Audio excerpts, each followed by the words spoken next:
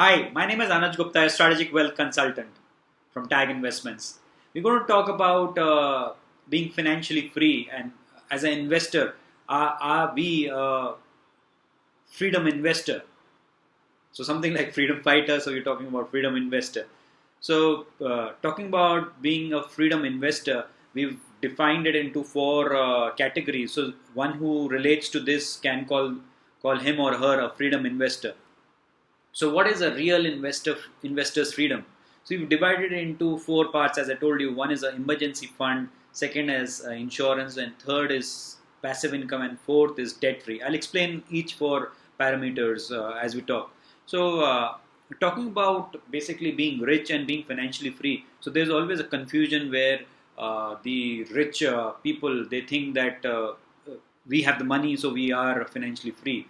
But when we ask them that can we meet you for an hour, they say no, we don't have the time. When the family asks them that uh, uh, can we go out for a dinner or can we go out for lunch, and they say no, sorry, I have a meeting and I don't have time. So that is what we differentiate being rich and being financially free. So somebody who's rich can have the money, but somebody who's financially free will have the money and the time. So moving on to a presentation of what is real investors freedom. So one should have adequate emergency fund. Now during these corona times, one would have understood the importance of having emergency fund. So one should at least have 3 to 6 months of spare monthly expense money as emergency fund. Thanks to Corona, or curse to Corona, our definition of emergency fund from 3 to 6 months have actually risen to 12 to 24 months. So one should have spare money by the name of emergency fund equivalent to 1 to 2 years of their total monthly expenses. So it means if you have a monthly expense of 1 lakh, so one should have an emergency kitty of 12 to 24 lakh rupees as emergency fund. It's not necessary that you use this emergency fund or you keep this emergency fund always. You need not you need not keep 24 lakh rupees or arrange for 24 lakh rupees from day one. But what we're trying to put across is that freedom is a journey, or it's a movement to achieve something. So somebody who wants to achieve emergency fund equivalent to 24 months of their monthly expense kitty, then one needs to start a movement today.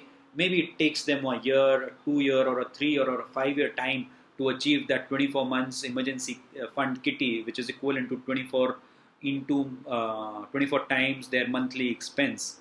So here, what we're trying to give you a broad guideline as to what one should have as an investor to call themselves a freedom investor. Secondly, one should have a passive income. Now, what is passive income? It is something, a secondary source of income which gives you regularity of income other than your active source of income. Now, again, curse or thanks to Corona, one has understood that one should not rely on one source of income, whether it is business or salary. One needs to reinvest into various asset classes to achieve something called as passive income. It can be rental income, it can be trading income through investing in stocks, mutual funds, it can be some government based pension plan, or some source of income where you are actually not actively working to earn that income. So again, it's not a one day movement or a one day job where we say, okay, fine, one needs to have passive income and we take out 1 lakh rupees or 1 crore rupees from a bank and say, okay, fine, this is my passive income. One needs to build a passive income. So when we say one needs to build a passive income, what does it mean? It means that you need to put in small contributions to earn or to achieve that corpus which gives you a regular source of income in the future course of time. So it's never too late to start. So somebody who wants to have passive income needs to start today. So again, when we say being a freedom investor, you need to start a movement towards achieving this passive income target. Insurance, now very very important. Again, I would say thanks and curse to Corona times, where we have understood the importance of insurance, whether it is health insurance, whether it is life insurance. Life is so unpredictable. We are sitting in the unprecedented times where we are saying that anything to everything is possible. nobody thought that this would come up, and nobody thought that nobody is thinking that this will go in a day. So somebody who's having uh, adequate insurance is at peace of mind and can call him or her a freedom investor. So one should have adequate insurance. Fourth, being debt free.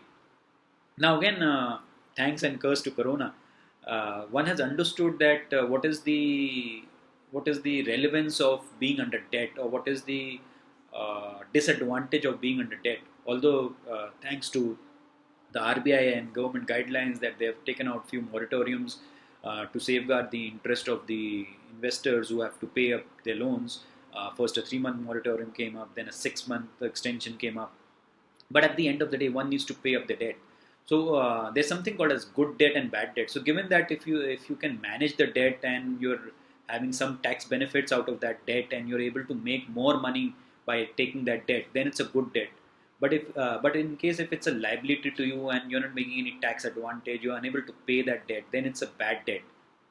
So one should be debt free to be called a freedom investor. So that's about it from our side in this series called What is Real Investors Freedom. So we wish you that you become a freedom investor if you aren't.